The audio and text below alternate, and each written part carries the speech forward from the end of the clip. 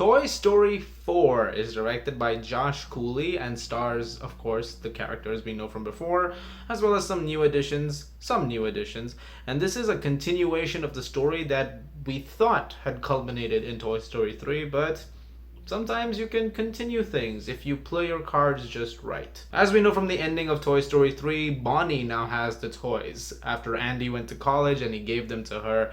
And for the last few years, they've gotten to know Bonnie extremely well, they've been played around with, but Bonnie is now heading to her first day of kindergarten, and she's very nervous, and she's not really sure whether she wants to go. But when she gets there, she tries to make a new friend of sorts to get her by. A new friend, literally, a toy, named Forky. And Forky somehow gains consciousness and realizes, oh, he's a toy now. But he doesn't think he's a toy, he thinks he's trash because he's made out of a spork. And so Woody, in this case, has to try and somehow explain to Forky that you're a toy and you're the most important thing for this girl right now. At the same time, when they do get lost, they go on this completely other adventure, which leads to some things happening. That's all I'm gonna say about that. This idea of a fourth Toy Story film has always frightened me because 3 was such a perfect ending. If I was to tell you right now, if any movie didn't need a follow-up, it'd be Toy Story 3. The first 3 movies for me are special as hell, honestly. I've loved these films. I've grown up with these films. I love these characters. Buzz Lightyear was easily one of my favorites growing up. I even have a Buzz Lightyear at home. Granted, it's a little worn out, but who knows, maybe one day I'll get one of those proper ones. But I don't know, we'll see. But I really love these characters, and they've always been very special to me, and the idea of me getting to see them again in the theater is obviously a very fun thing. It's always great to see them again. But at the same time, I was worried that you shouldn't try to ruin what is already perfect and what's already done so well. You don't want to create something that starts to mess around with what you already have that's great. That being said, I was still excited for it because Toy Story has a lot of possibilities. There's a lot you can do, and this film definitely explores some of those possibilities. And after walking out of the film, I gotta say, this blew me away. Oh my god. I actually think this is a perfect film. I actually have not one issue with this entire film. I think it's absolutely brilliant.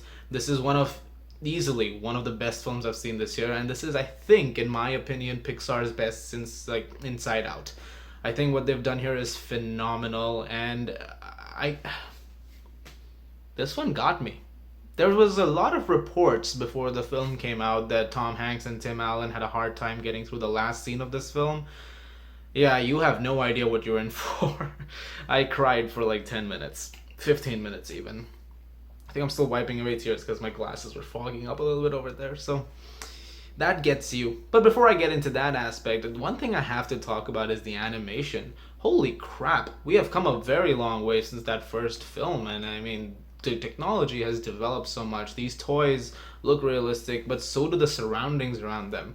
A lot of this film takes place at a carnival site, and it looks down to the last detail authentic. There's a shot which is imprinted in my head where there are characters standing in a dusty corner, and you see this power bank and all these plug points attached to it, and the switch is on, and there are cobwebs surrounding this, there are dust particles flying in the air, and it's so perfectly detailed it looks like it was photoreal, and that they just placed these toys there.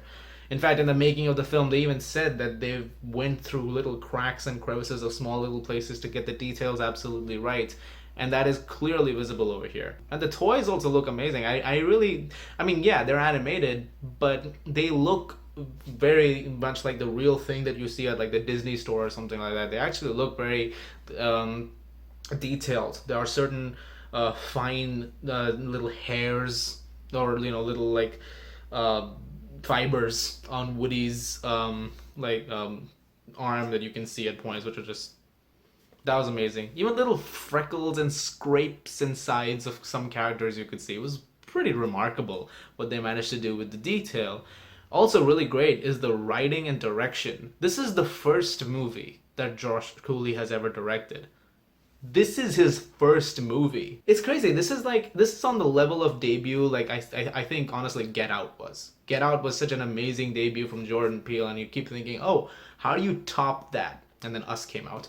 I'm interested to see what Josh Cooley does next, because if this is your debut, God knows what the hell you're gonna do when the next few movies come out. This also has a great way of handling stories, because you think certain things would not go a certain way, and you think that, alright, we've seen this before. But once again, they managed to find very unconventional ways to. See? See what I meant? Yeah. Oh my god. I'm just gonna wear it at this lower angle over here. Well, librarian style. You think that back into thoughts. You think the story's gonna go a certain way, and you think character development is gonna go a certain way, but they handle all of it brilliantly. One of my favorite additions to this entire film, though, has to be Forky. I loved him. I thought this was such a great character. This was very similar, in my opinion. This character to me was a lot like, I'm trying to think the best way to describe him.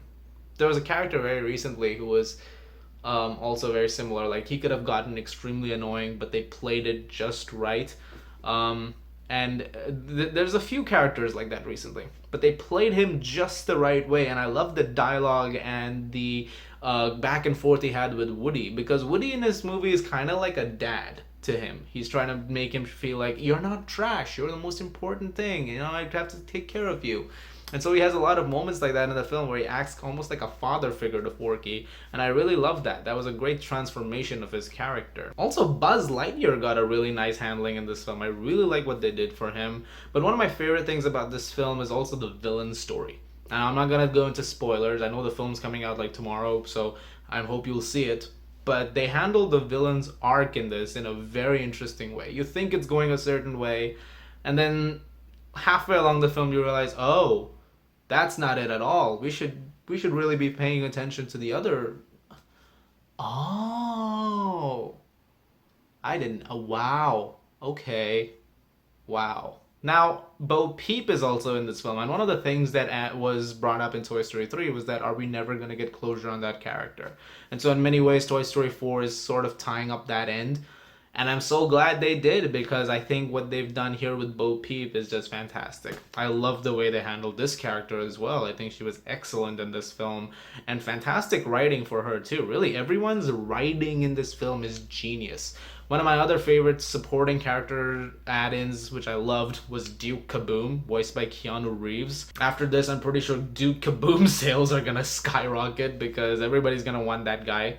You know, so hopefully that'll happen, because he's worth the price. I mean, really, I could go on about a few other things. I have to talk, so there's so much I can say. The gorgeous soundtrack, once again by Randy Newman, just the look and feel of it. And yes, of course, the emotional impact this film has is just insane. I'm not even kidding when I say it. You will probably break at the end of this film. I cried for 10-15 minutes solid after the film was over. It was just incredibly emotional, and every time I think about it, I try to well up a little bit, because it's just so perfectly done. And I loved it. I loved this movie. I'm not even exaggerating. I think this is one of the better films Pixar has ever done, actually. In fact, this is up there with the other Toy Story films. It's on par with all of them. That is the only trilogy, in my opinion, that all three films deserve full scores, 10 out of 10s across the board. This easily joins those ranks, and that's so rare for a fourth film to do, because you're taking a huge gamble here. Imagine being in that production room at Pixar Studios, and imagine someone coming up to you and saying, we should make a fourth Toy Story film. This is after the third one just got a Best Picture nomination.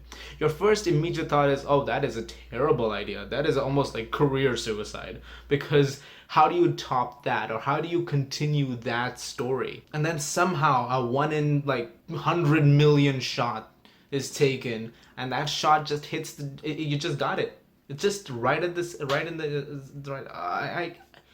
I don't know how they did it, but they did it. And if they make more, if they potentially continue this story, I'd like to see it. But as of right now, honestly, this is perfect. This is a perfect film. And yeah, carry them tissues, man. If you thought Endgame is gonna make you cry the most this year, you got another thing coming. I'm gonna give Toy Story 4 a very well-deserved 10 out of 10.